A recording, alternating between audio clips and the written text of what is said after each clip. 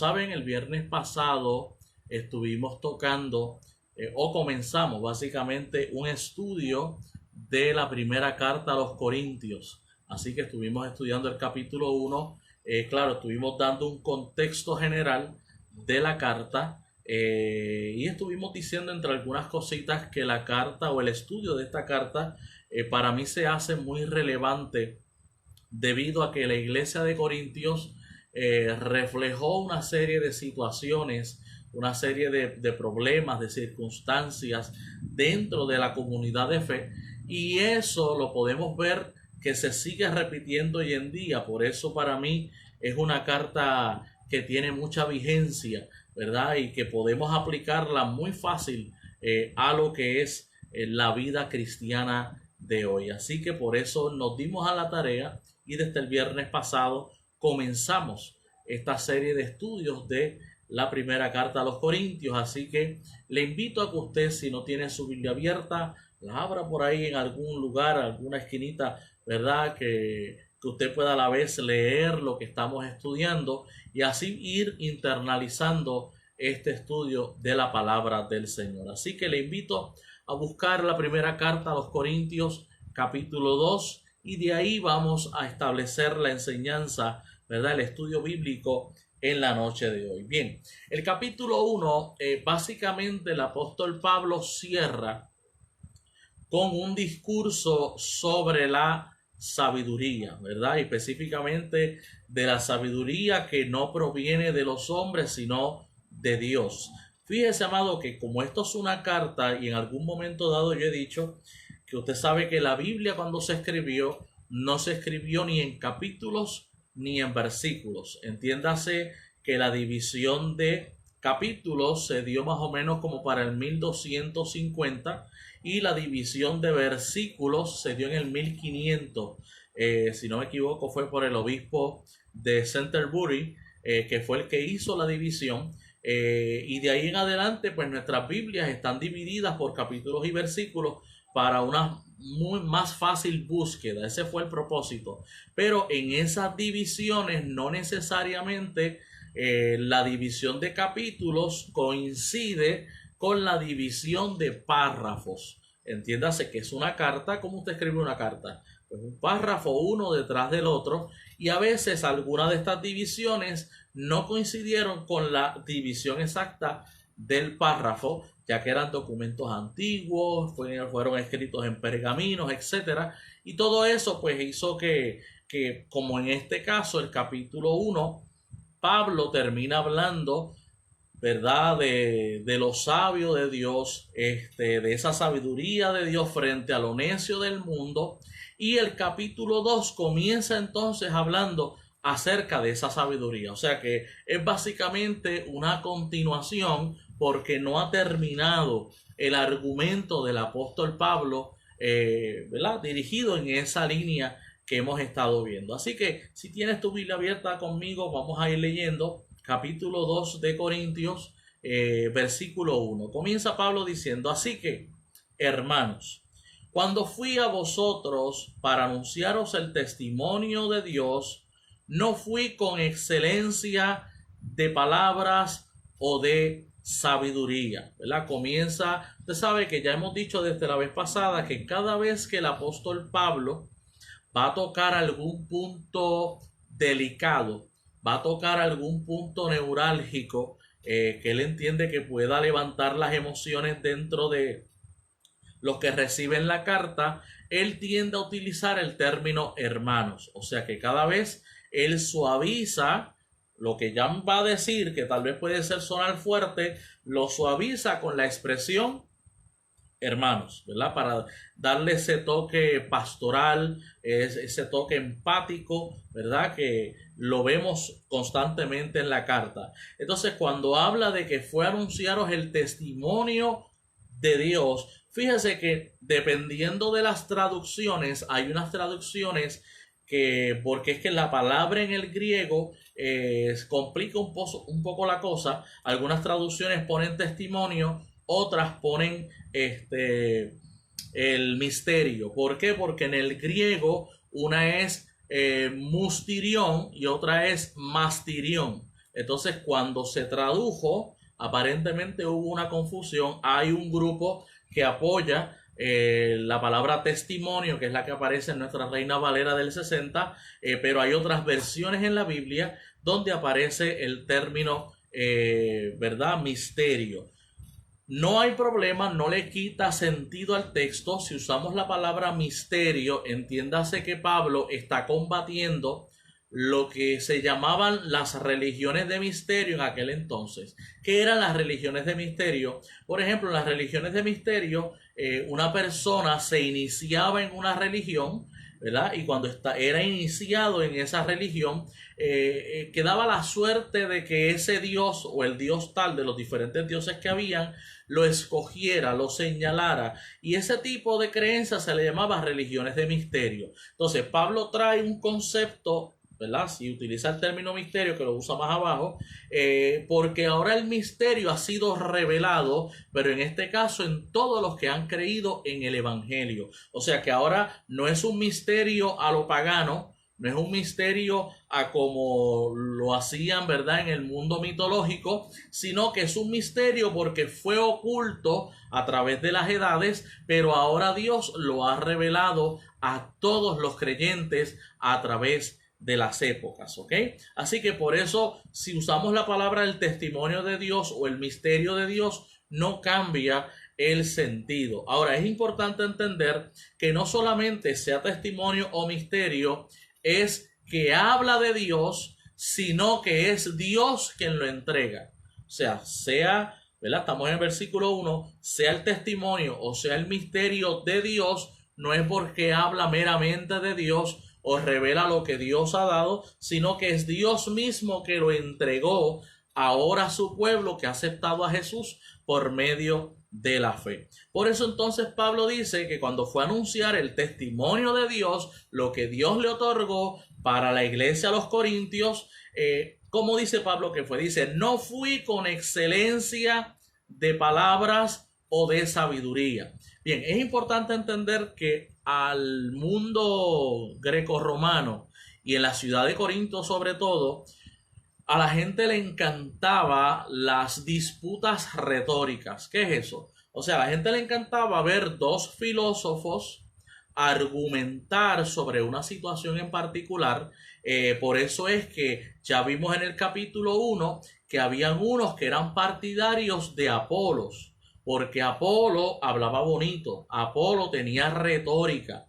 Pablo, vamos a ver en su segunda carta, que él mismo dice que aunque él cuando escribe es fuerte, pero que en presencia y su discurso muchos lo consideraban miserable, porque, ¿verdad?, según la tradición, Pablo era bajito, no tenía, ¿verdad?, buen aspecto físico, su timbre de voz posiblemente no era el mejor, y pues no se proyectaba como Apolos, que Apolos sí tenía el dominio de la retórica. Entonces, en este contexto histórico, a la gente le fascinaba escuchar los grandes discursos, escuchar las grandes conversaciones, ver filósofos como los estoicos, los epicúreos, los sofistas, los cínicos, los aristocráticos, los seguidores de Platón, todas las escuelas de la filosofía se sumergían en un debate retórico, y eso a la gente le encantaba. ¿Ves? Entonces Pablo les deja saber que él, aunque él tiene dominio, porque Pablo tuvo una discusión, si usted lee Hechos 17, Pablo tuvo una discusión con los estoicos y los epicúreos acerca de la resurrección, ¿ok? Así que Pablo domina. Pablo, no es que Pablo no domine la retórica, no es que Pablo no se sumerja en ese ambiente, pero cuando él fue a predicar el evangelio, él tomó la decisión de no utilizar elementos humanos, de no utilizar el que él tal vez sabía o conocía de ciertas cosas para llevar el evangelio. Entonces, ¿qué dice el versículo 2? Pues me propuse no saber entre vosotros cosa alguna, sino a Jesucristo y a este crucificado. Bien, ¿qué está diciendo Pablo ahí? Que aunque él sabía de muchos temas, él prefirió hacerse pasar como que no sabía de otra cosa que no fuera del evangelio. O sea que para el propósito de lo que él llegó a la ciudad de Corintio, que él estuvo 18 meses evangelizando y levantando la iglesia, en esos 18 meses él prefirió no hablar de otro tema, se hizo ignorante en cualquier otro tipo de tema, no es que él lo fuera, ¿verdad? Él sabía pero no, en esos momentos él se propuso solamente hablar de quién, de Cristo. Entonces, nuestra versión dice a Jesucristo y a este crucificado, y ahí como que genera un poco de confusión.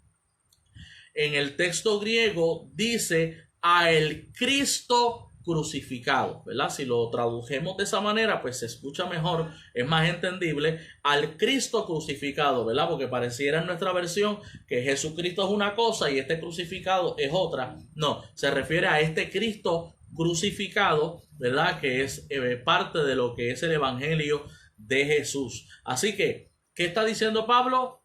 Mientras fue a evangelizar, mientras estuvo allí 18 meses evangelizando, se propuso no saber absolutamente nada. Y fíjese, amado, me gusta siempre contextualizar los pasajes.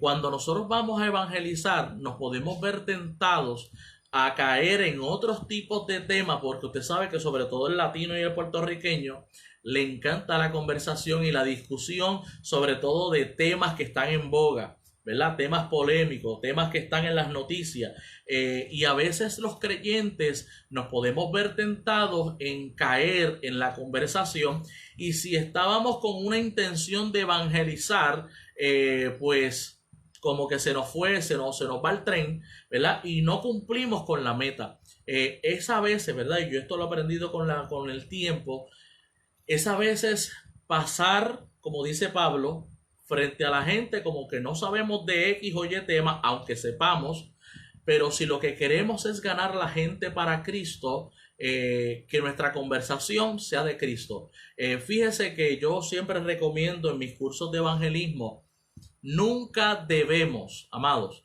nunca debemos traer un tema que sea de división. Por ejemplo, si usted habla de política, la política no une a nadie. Si usted es azul, si usted es colorado, si usted es verde, si usted es negro, si usted es anaranjado, del color que usted sea, estos son temas que no unen, sino que al contrario dividen. Entonces, como creyentes, cuando estamos en conversaciones y estamos, ¿verdad?, en un lugar donde podemos evangelizar, ¿verdad?, podemos aprovechar la coyuntura, es mejor no traer temas que usted entienda que puedan ser agentes de división. Al contrario, usted vaya claro como un representante de Cristo, como un embajador del cielo, y dedíquese, como hacía Pablo. Lo único que yo me propuse saber es de Cristo el crucificado. Es lo único que él se propuso conocer y hablar durante ese tiempo. Ahora, en el versículo 3 dice: y estuve entre vosotros, capítulo 2, ¿verdad? De la primera carta a los Corintios, para los que han entrado recientemente. Versículo 3 dice: estuve con vosotros con debilidad y mucho temor y temblor. ¿Ok? Quisiera leer una porción que se encuentra en Hechos 18:9, ¿ok? Porque allí Dios se le apareció, y es cuando registra que él estaba en la ciudad de Corinto, ¿ok? Y dice en el versículo 9 del capítulo 18 de Hechos, dice: entonces el Señor le dijo a Pablo en visión de noche: no temas, sino habla y no calles. Así que esto demuestra lo que ahora Pablo menciona aquí, ¿verdad? De que estuvo con ellos con mucha debilidad, con mucho temor y temblor. Hay muchos detalles que se infieren. Por ejemplo, hay quienes piensan que Pablo posiblemente estaba enfermo, ¿verdad? Usted sabe que se dice que Pablo tenía problemas de la vista. Otros entienden que básicamente su temor por llegar a una ciudad desconocida, donde apenas solamente los recibieron Aquila y Priscila, que fueron los que los hospedaron en su hogar, son las únicas personas que él conoce. Se tuvo que dedicar a hacer carpas para poderse sostener, y en el mundo grecorromano hacer carpas era una de las profesiones más viles, así que no veían a Pablo con seriedad. O sea, la gente de Corinto y el mundo social de Corinto va a ver a Pablo como un loco desquiciado, un tipo que hace carpa, que era considerado como algo vil, algo menospreciado, y que aquí está predicando de un nuevo evangelio, de una nueva religión, y por tal razón, ¿verdad? Y si hablamos, a eso le añadimos que su porte físico y su oratoria o su expresión no era la más elevada, pues todo eso estaba sumándose en su contra. Por eso entonces se puede entender que estuvo en medio de los corintios con mucha debilidad, mucho temor y temblor. Ahora dice, versículo 4, pero ni mi palabra ni mi predicación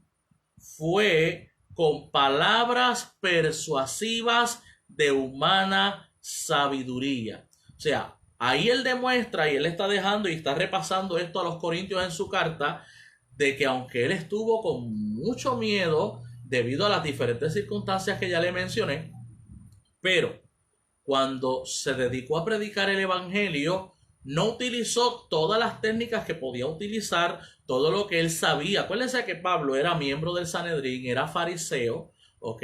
Era conocedor de la ley, se conocía el Antiguo Testamento de rabo a cabo, así que Pablo tenía conocimiento de más para poder hablar y para poder evangelizar, pero él se propuso no saber, él se propuso simplemente dejar que sea el poder de Dios el que fluyera a través de su predicación. ¿Okay? Él no hizo como los filósofos que empezaban a levantar diferentes tipos de argumentos para convencer a su público. No, él dejó que, y mire lo que sigue diciendo el texto, sino que con demostración del Espíritu y de poder, para que vuestra fe no esté fundada en la sabiduría de los hombres, sino en el poder de Dios. Así que Pablo les está recordando a los corintios que cuando él comenzó a predicar, ellos creyeron en el evangelio porque su prédica no consistía de sabiduría, pero había que un poder de Dios que respaldaba que esa predicación. Y claro, el poder de Dios no es manipulable. El poder de Dios usted no lo maneja a su antojo. El poder de Dios, el Espíritu Santo, actúa cuando Él quiere, como Él quiere y de la manera que Él desea hacerlo. Entonces, ese poder y esa demostración del Espíritu es la que convenció a los hermanos de la ciudad de Corinto a aceptar al Señor. Y entonces Pablo les recuerda que aunque ahora ellos se están enfocando en que Apolos habla más lindo que Pablo, él les está recordando que cuando él les predicó no fue con palabras de humana sabiduría, sino con demostración de poder. Porque es que a veces, amado, pasa el tiempo en la vida en el evangelio y como que perdemos el norte, como que nos desenfocamos y a veces nos enfocamos en otras cosas, ¿verdad? Cuando estábamos tal vez empezando, pues estábamos bien enfocados en Dios, buscar su presencia, pero de repente vemos tantas y tantas cosas suceder y como que nos vamos, ¿verdad?, de enfoque. Y eso le había pasado a la iglesia de Corinto. La iglesia de Corinto estaba ¿qué?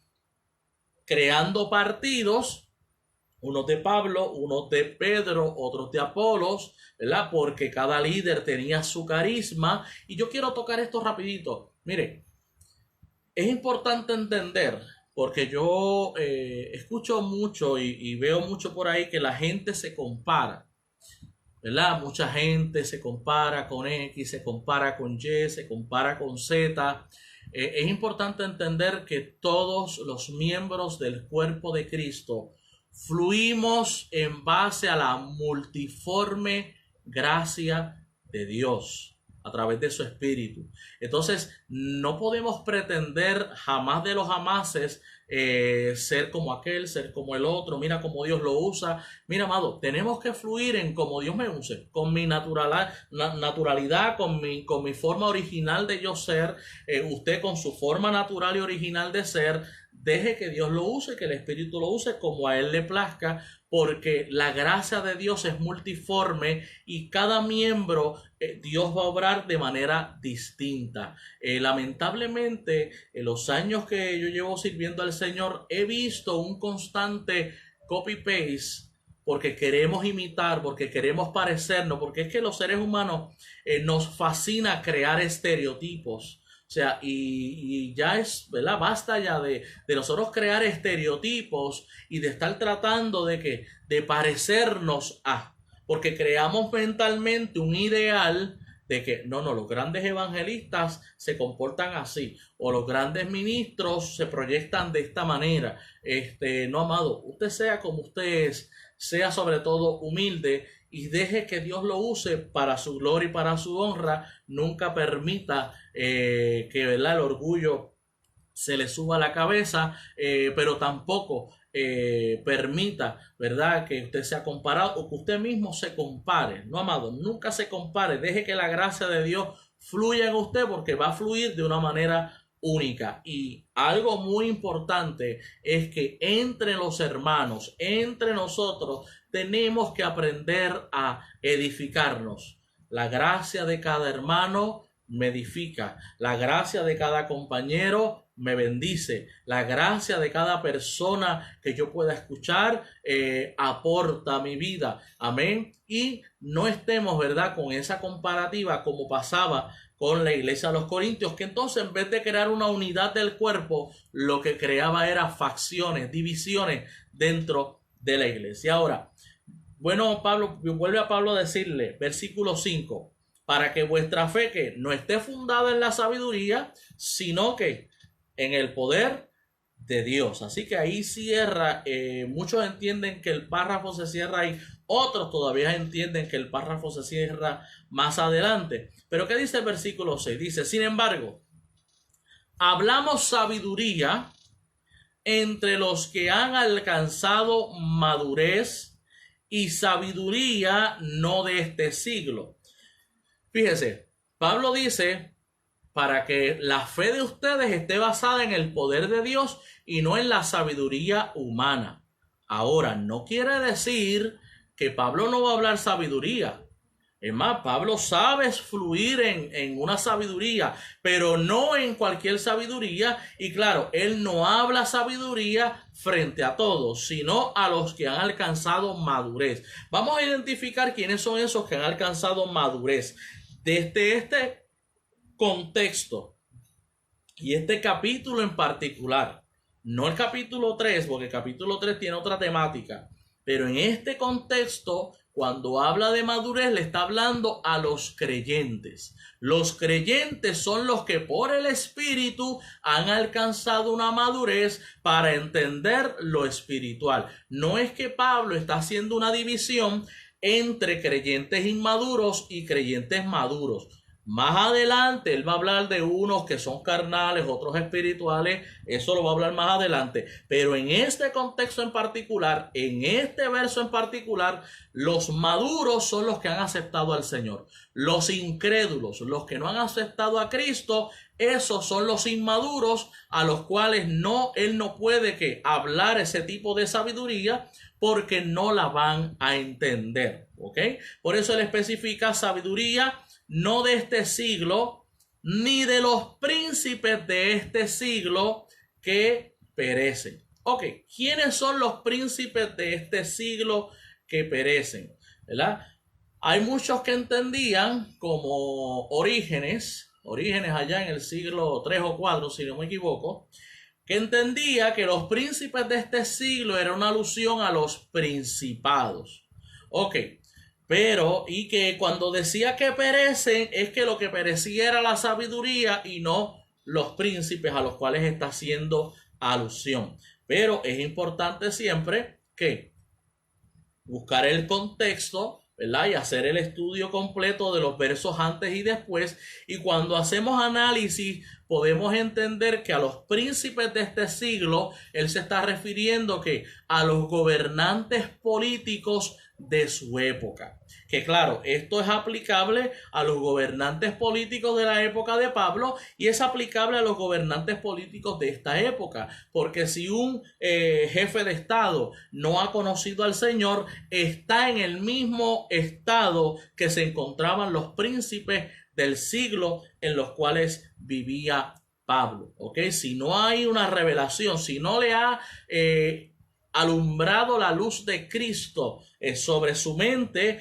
pues no van a poder entender. El evangelio siempre va a ser locura, y Pablo lo dice en otra de sus cartas, el evangelio va a ser locura al que se pierde. ¿Ok? Ahora dice, mas hablamos sabiduría de Dios en misterio, la sabiduría oculta, la cual Dios predestinó desde antes de los siglos para nuestra gloria. Bien, vamos a masticar rapidito este pasaje.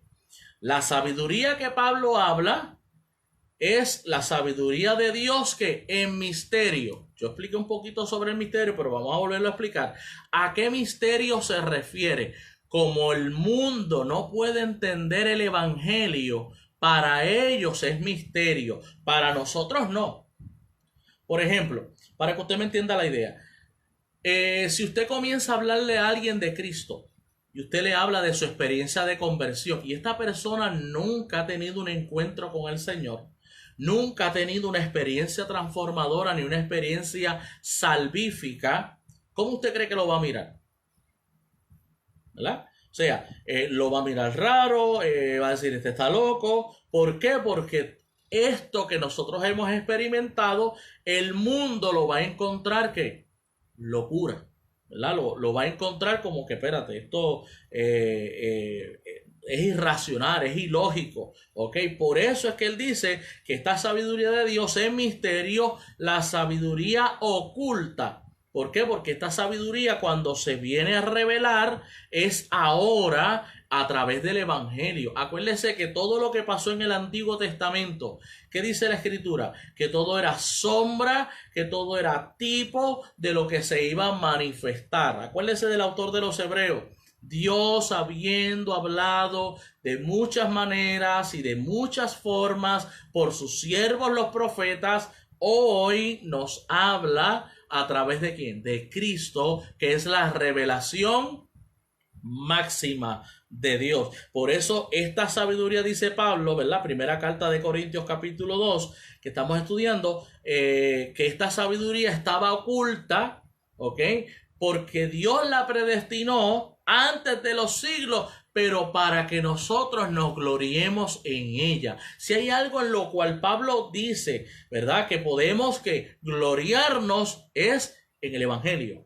No es que usted se las eche, ¿verdad? No es a eso a lo que se refiere. No es que usted se las eche, no es que usted se tire la pompa. No, a lo que se está refiriendo es que si en algo nosotros nos podemos regocijar y gloriarnos en el Señor, amén, es que en nuestra salvación, en que sin ser merecedores de ella, amén, hemos recibido esta esperanza, hemos recibido esta salvación tan maravillosa. Pues en eso tú te puedes gloriar, dice Pablo. Ahora, versículo 8. La que ninguno de los príncipes de este siglo, ahí vio el enlace de los príncipes de este siglo. Fíjense que el 6 dijo que la sabiduría no de este siglo ni de los príncipes de este siglo. ¿Quiénes son los príncipes de este siglo? Pues dice que los príncipes de este siglo, ninguno de ellos conoció esta sabiduría, porque si la hubieran conocido, nunca habrían crucificado al Señor de gloria. Pregunto yo, ¿quién crucificó a Jesús? ¿Los demonios, los principados? No. ¿Quién crucificó al Señor Jesús? Pues allí tenemos a quién: a Herodes, a Anás, a Caifás y a Pilatos. Esos son los 4 príncipes que se vieron envueltos en el asunto de la crucifixión. Así que cuando está hablando de los príncipes de este siglo, se refiere que al poder gobernante de esa época. Pues antes bien, versículo 9. ¿Verdad? Dios continúe bendiciendo, ¿verdad? Los que siguen entrando por ahí. Antes bien, como está escrito, cosas que ojo no vio, ni oído oyó, ni han subido en corazón de hombre, son las que Dios ha preparado para los que le aman. Ok, vamos a ver rapidito algo aquí, porque esto es una cita indirecta de Isaías 64:4. Voy a leerle Isaías 64, versículo 4. Amado, esto se le llama, para los que les gusta estudiar un poquito más allá, esto se le llama intertextualidad. ¿Qué es eso de intertextualidad? Es cuando un pasaje del Nuevo Testamento alude al Antiguo Testamento. ¿Ok?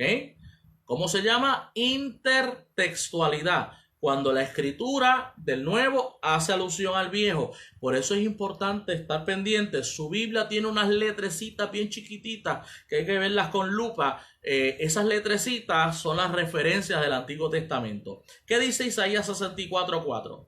Dice, ni nunca oyeron, ni oídos percibieron, ni ojo ha visto a Dios fuera de ti, que hiciese por él que en él espera. Ok, cuando usted lee Isaías, pero lee entonces acá Corintios, usted como que no suena igual. Entiéndase, amado, que Pablo no tiene los rollos. O sea, no piense que Pablo andaba como nosotros que tenemos una Biblia, ¿verdad? Nosotros podemos tener el privilegio de cargar una Biblia. Esta es una grandecita de la que yo tengo. Podemos cargarla y aquí están los 66 libros. Ok. El rollo de Isaías medía muchísimos pies, casi 10 metros de largo. Solamente el de Isaías, que estaba hecho en rollos. Pues, ¿dónde estaban esos rollos? Esos estaban en la sinagoga. Allá estaban guardados, custodiados. ¿Ok? Así que Pablo no tiene el rollo para citar de manera directa el texto y él lo parafrasea, ¿verdad? Como cuando usted no tiene la Biblia, de repente usted más o menos que cita según lo que usted se acuerda, y es lo que hizo Pablo en este pasaje. Ahora, ¿cuál es la reinterpretación que le hace Pablo a este pasaje? Que las cosas que ni ojo vio, ni oído yo, ni han subido en el corazón se refiere a la mente, o sea, que ninguna mente humana la ha podido pensar, son las que Dios preparó para los que aman, ¿verdad? Y quienes en este caso son los hermanos de Corintios. Le está diciendo Pablo, a ustedes Dios les separó, les otorgó unas cosas que nunca jamás una mente humana lo pudo pensar, nunca un sentido humano lo pudo percibir, porque esto es espiritual, y como es espiritual, no se percibe ni por el oído ni por la vista, ¿verdad? Ni aún la mente humana ni su lógica podía pensar en esto tan maravilloso que es el evangelio. Y le está diciendo a ustedes, fíjense que Pablo todavía no ha bajado fuerte con los regaños, todavía Pablo está, ¿verdad?, preparando el terreno para los capítulos más adelante. Por eso le invito, no se pierda, amado, esta serie de estudios de Corintios, porque según vayamos capítulo por capítulo, usted va a ver que la carta va a ir subiendo de tono. Pablo está preparando el terreno para las amonestaciones que tiene más adelante. Así que le está diciendo, el evangelio del Señor es algo que fue impensable por el ser humano, pero Dios se la ha otorgado a ustedes, ¿verdad? Que aman al Señor, porque Dios ha nacido en ustedes. Ahora, el versículo 10. Estamos en 1 Corintios capítulo 2. Vamos al versículo 10. Dice, pero Dios nos las reveló a nosotros, ¿verdad? Hablando, él se incluye dentro del grupo, por el Espíritu, porque el Espíritu todo lo escudriña. Yo quiero que usted entienda que para un judío escuchar a Pablo decir esto era como cosa de locos, ¿verdad? Yo quiero que usted lo entienda, porque para un judío ellos no visualizaban que el Espíritu de Dios hiciera contacto con el ser humano. ellos no lo veían, no lo visualizaban. Entonces, esta expresión de que el Espíritu nos los reveló a nosotros, para un judío, esto es una blasfemia, esto es un sacrilegio, esto es una cosa bárbara. ¿Ok? Así que por eso es importante entender la carga que tiene este pasaje, sobre todo en el contexto en el que fue escrito. Vuelvo a leer, pero Dios nos las reveló a nosotros. ¿Por qué medio? ¿Fue por la vista? ¿Fue por la audición? ¿Verdad que no fue por ninguno de los sentidos humanos? No, fue por el Espíritu. ¿Qué está queriendo decir? El día que usted aceptó al Señor, el día que usted dio ese paso de fe, a usted se le encendieron que los sentidos espirituales, y el Espíritu Santo que lo estaba redarguyendo, que lo hizo entender unas cosas. Eso es lo que está diciendo Pablo aquí en el versículo 10. El Espíritu nos las reveló a nosotros. ¿Por qué? ¿Por qué el Espíritu? Porque el Espíritu todo lo escudriña, aún lo profundo de Dios. Claro, el Espíritu de Dios, ¿qué va a escudriñar? Lo profundo de Dios mismo. Entonces ahora Pablo va a traer que una analogía que se queda corta, ¿verdad? ¿Qué es una analogía? Cuando yo comparo una cosa con otra, se queda corta, pero él la utiliza para que ellos traten de entender de qué manera el Espíritu me revela lo que está en el corazón de Dios. ¿Ok? Dice, versículo 11 de capítulo 2 de Primera de Corintios. Porque ¿quién de los hombres sabe las cosas del hombre, sino el Espíritu del hombre que está en él? Y para hacer un análisis de lo que él está diciendo aquí, por ejemplo, a veces nosotros actuamos, y a veces actuamos sin conciencia, a veces actuamos sin meditar, sin calcular, ¿verdad? Pero tiene que siempre llegar un momento en que nosotros como que nos sentemos y como que, ¿y por qué yo hice eso? ¿Verdad? ¿Y por qué yo dije lo que dije? ¿Y por qué hice de esto de esta manera? ¿Y por qué yo no lo hice de otra? ¿En qué yo estaba pensando? ¿Verdad? Todas esas preguntas se las hace uno mismo, ¿verdad? Porque el Espíritu, nuestra razón, nuestra mente nos lleva a cuestionar nuestros propios actos, para tratar de averiguar en qué yo estaba pensando, ¿verdad? Si yo cogí y le dije una palabra a alguien que lo ofendió, por dar un ejemplo, y después yo pienso, razón y digo, ¿en qué yo estaba pensando cuando yo dije eso a tal persona? ¿Por qué yo lo dije? Y claro, y uno mismo llega a la conclusión de que, espérate, es que pasé por esto, y reaccioné, ¿verdad? Exploté de esta manera. ¿Ves? Y eso es lo que Pablo está queriendo decir. Ahora, así tampoco nadie conoció las cosas de Dios, sino el Espíritu de Dios. De la misma manera que, por ejemplo, usted que me está viendo, yo no puedo saber lo que usted está pensando.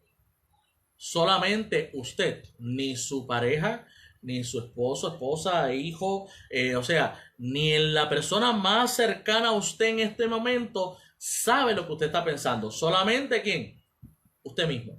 Pues de la misma manera que solamente usted sabe lo que por su mente y su corazón está pasando, pues solamente el Espíritu de Dios, que es parte de la deidad, conoce las cosas de Dios. Versículo 12 dice, y nosotros no hemos recibido el Espíritu del mundo, sino el Espíritu que proviene de Dios. Fíjense cómo Pablo está armando el rompecabezas. ¿Por qué nosotros los creyentes, verdad, podemos recibir y entender el Evangelio versus los que están en el mundo no lo pueden entender?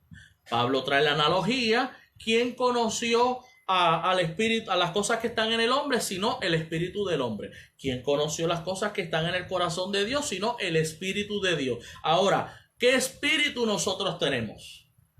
¿Qué espíritu carga la iglesia? No es el espíritu del mundo, porque el espíritu del mundo es secular. El espíritu del mundo es individualista, cada cual pensando en lo suyo, cada cual pensando en su bien propio. Pero nosotros tenemos que el espíritu que proviene de Dios. Y si nosotros tenemos el espíritu que proviene de Dios, dice, para que sepamos lo que Dios nos ha concedido. Por eso es que Pablo en otra de sus cartas dice que el Espíritu da testimonio a nuestro espíritu de que somos hijos de Dios. Por eso, amado, es importante que usted sepa que la salvación es una experiencia que usted la palpa, que usted la siente. O sea, el Espíritu Santo da testimonio a su espíritu de que usted es salvo.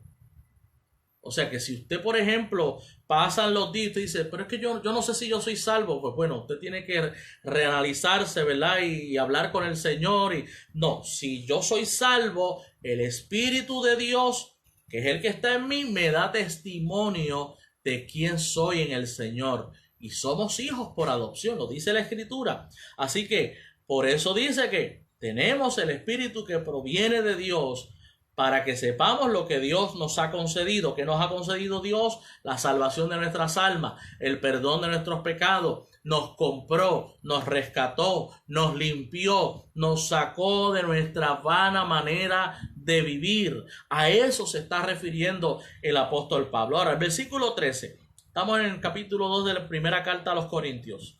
Versículo 13 dice, lo cual también hablamos, no con palabras enseñadas por sabiduría humana, sino con las que enseña el Espíritu, acomodando lo espiritual a lo espiritual. Ok, quiero explicar esto rapidito. Pablo dice, acuérdense que ya Pablo habló arriba de la sabiduría humana, y Pablo dejó claro que él no vino con una prédica del evangelio con sabiduría de este mundo, con palabras que persuasivas. ¿Se acuerda de eso, verdad? Ahora, él le está diciendo otra vez, nosotros hablamos el evangelio, lo predicamos, lo proclamamos, pero no con las palabras que de la filosofía de este mundo, que era lo que se movía en esa época, ¿ok? Inclusive la palabra sabiduría, cuando usted la busca en el griego, es sofía, que es la base de filosofía, filos, amor, sofía, sabiduría. Pablo está usando ese término en particular, sino con las que enseña el Espíritu. Y entonces dice, acomodando lo espiritual a lo espiritual.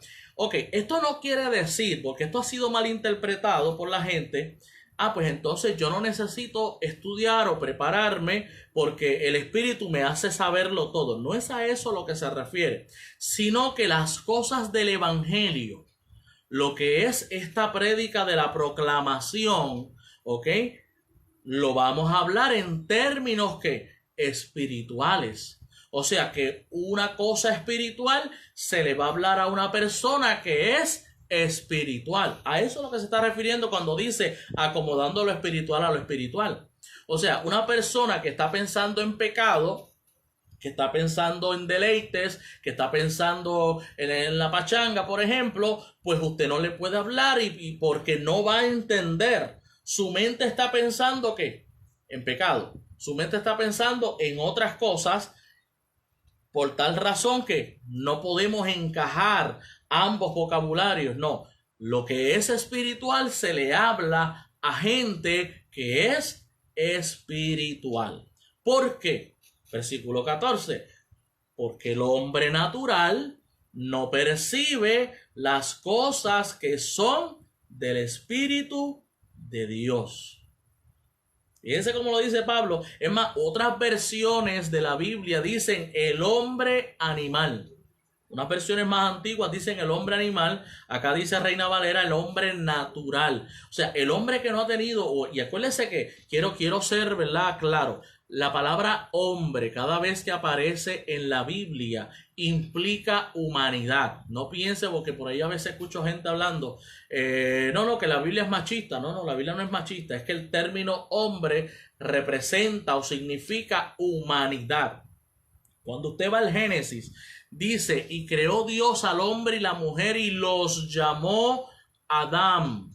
Adán con M, no con N, con M significa humanidad, y cada vez que hombre aparece en la Biblia es para describir la raza humana, ¿ok? Así que dejo, ¿verdad?, ese paréntesis por ahí. para, ¿verdad?, poder explicar de manera correcta. Entonces, el hombre natural no lo puede percibir las cosas que son del Espíritu de Dios, porque para él les son, ¿qué? Locura, y no las puede entender porque se han de discernir espiritualmente. ¿Qué está diciendo Pablo? El hombre natural va a tratar de explicar el evangelio a través de sus sentidos, a través de la observación, vista, palpa, ¿verdad? Escucha, o sea, y el evangelio no se puede discernir de esa manera. Por eso es que los científicos constantemente que chocan con el evangelio, porque tratan de darle una explicación a Dios, al evangelio, a todo lo que la palabra establece de manera natural, de manera lógica, y la lógica humana siempre va a chocar con la lógica espiritual. Acuérdese de este pasaje, usted se lo sabe de memoria: cuán distantes son los cielos de la tierra, así son mis caminos de vuestros caminos y mis pensamientos de vuestros pensamiento. Por eso para el hombre natural el evangelio le es locura, no lo puede entender, porque tiene que haber un discernir espiritual. Ahora, si usted es nacido de nuevo, usted puede entender las cosas y usted las puede discernir, porque hay que tener un sentido espiritual. Ahora, lo que me preocupa, lo que a veces me llama la atención, ¿verdad?, como pastor, es que a veces vemos creyentes que utilizan más sus sentidos naturales para tratar de discernir las cosas que son espirituales. Hace falta, amado, en este tiempo, y más en este tiempo todavía, bajo las circunstancias que estamos viviendo, necesitamos una iglesia que agudice sus sentidos espirituales. Necesitamos tener nuestros sentidos espirituales alerta, porque las cosas no se pueden discernir de otra manera. Estamos terminando, no se me vayan. Versículo 15, faltan 2 versículos. Dice el versículo 15: en cambio, el espiritual juzga todas las cosas, pero él no es juzgado de nadie. Vamos a aplicar este verso, porque en este verso se ampara mucha gente que le encanta señalar. ¿Ok? ¿A qué se refiere Pablo? Primero, es que la palabra correcta que aparece en el lenguaje griego no es que juzga, es que analiza. Acuérdense, la palabra espiritual viene del griego neumáticos. No es los neumáticos del carro, no. Neumáticos en griego implica el hombre más inteligente o la mujer más inteligente, el más sabio. O sea, el hombre espiritual tiene que ser sabio. Entonces, el hombre y la mujer espiritual analiza todas las cosas. O sea, que usted no mete la mano, ¿verdad?, toma decisiones sin usted que, si usted es espiritual, usted todo lo analiza. Si a usted le preguntan algo, usted no contesta rápido, usted todo lo analiza. Pero ¿qué dice luego? Pero él no es juzgado de nadie. Y ahí sí el término correcto aparece en el original. ¿Por qué? Porque es que el espiritual se cuida. El hombre y la mujer espiritual se cuida. No, o sea, tenemos 2 oídos y una boca. O sea que el hombre espiritual escucha el doble de lo que habla, ¿verdad?, y piensa antes de proferir una palabra. Por eso la escritura lo dice: seamos que prontos para oír, pero tardos para hablar. Y a veces fallamos en eso. A veces zumbamos la ametralladora automática. Y por ahí, mire, dejamos a la sin hueso, que ya usted sabe que Santiago dice que es una pequeña chispa que enciende un gran bosque. Así que tengamos cuidado, el espiritual lo analiza todo. Es mejor que usted pase por ignorante y no conteste al momento, que usted, mire, se zumbe por usted aparentar que sabe.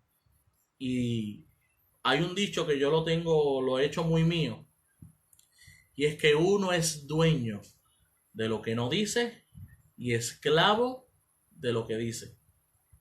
Repito, uno es dueño de lo que no dice y esclavo de lo que dice. Una vez lo que uno ha dicho, las palabras se las lleva el viento. La gente se recordará de ti, aunque pidas 1000 disculpas. Lo dicho, dicho está. De la abundancia de tu corazón, habla tu boca. Por eso seamos medidos, amados. Si somos espirituales, analicemos. Déjeme pensarlo. O sea, es mejor que usted diga a alguien que esté tal vez buscando alguna reacción suya. Pues Jesús se enfrentó a ese tipo de personas. Tiraron preguntas capciosas. Jesús era sabio. Pero si usted no tiene una contestación sabia en el momento, mejor mira, déjame pensarlo porque no te puedo dar una contestación correcta en este momento. Y así entonces usted no será que juzgado por nadie. ¿Ok? Y el último versículo dice, porque ¿quién conoció la mente del Señor? Es una pregunta retórica. O sea, ¿quién conoció la mente? Más, el texto original dice, ¿quién conoció la mente de Yahvé? ¿Y quién le instruirá? En el texto griego dice, ¿qué humano le instruirá? ¿Qué humano le dará instrucciones al Señor? Eso es una pregunta que merece una respuesta negativa. Nadie, ningún humano. Ahora, Pablo hace una declaración para entonces terminar este capítulo, más nosotros, que no podemos enseñar a Dios y que no podemos instruir a Dios, pero porque el Espíritu de Dios está en nosotros, nosotros tenemos la mente de Cristo. Es una expresión poderosa. Lo que está diciendo entonces Pablo es que el hombre nacido, la mujer nacido de nuevo, tiene que estar en otro nivel. Por eso es que yo he hecho tanto énfasis en medio de esta circunstancia, en medio del lockdown, la ansiedad y todo esto que he provocado. Le he hecho un llamado al pueblo, sobre todo al pueblo creyente, que es ahora que tenemos que demostrar de que estamos hechos, porque no tenemos el Espíritu Santo solamente para 4 brincos y 3 zapatazos en el culto. Tenemos el Espíritu Santo para momentos como estos, tener una mente sabia, tener una mente sobria, amén, tener dominio sobre nuestras emociones. Somos humanos, claro que sí, pero tenemos un Espíritu Santo que nos ayuda a dominar en las áreas que somos débiles. Amén. Y en estos momentos, si yo tengo la mente de Cristo, mira, amado, yo estoy seguro y yo sé que, mire, cada día estamos más cerca de la venida del Señor. Todo esto que está sucediendo, todo esto cada vez testifica más y más que nuestra redención está cerca. Por tal razón, ¿por qué voy a entrar en pánico? Por tal razón, ¿por qué voy a estar para arriba y para abajo? Mire, simplemente que, como usted me ve, estoy haciendo mi trabajo como la tecnología y Dios me ayuda a hacerlo. Amén. Sigo haciendo la labor que me corresponde hacer. Vivimos el día a día. Bástale cada día su propio afán. Así que esto es uno a uno. No pienso en mañana, no pienso en pasado, en el mes que viene. No, amado, yo tengo la mente de Cristo y con la mente de Cristo yo voy a pensar en el día a día, en el reto diario, lo que me corresponde hacer, lo que me corresponde echar hacia adelante. Con su ayuda, usted y yo lo vamos a poder hacer. Amén. Así que este capítulo 2, fíjese que es corto, pero es un capítulo que básicamente Pablo está preparando el terreno para entonces que en el capítulo 3, que lo vamos a estudiar Dios mediante el viernes que viene, Pablo le va a hablar a esta gente de que son unos carnales. Como decimos en buen puertorriqueño, ustedes son unos chuletones, ¿verdad? Ustedes son unos carnales y por ahí Pablo va a empezar a bajar fuerte, ¿verdad? Con el regaño, con la amonestación, pero ya él ha preparado el terreno en estos 2 capítulos que hemos estudiado ya, lo ha preparado bien chévere para que ellos entonces reciban esa amonestación, dejándole claro que ellos deben de ser espirituales y de que ellos que deben de tener la mente de Cristo. Amén.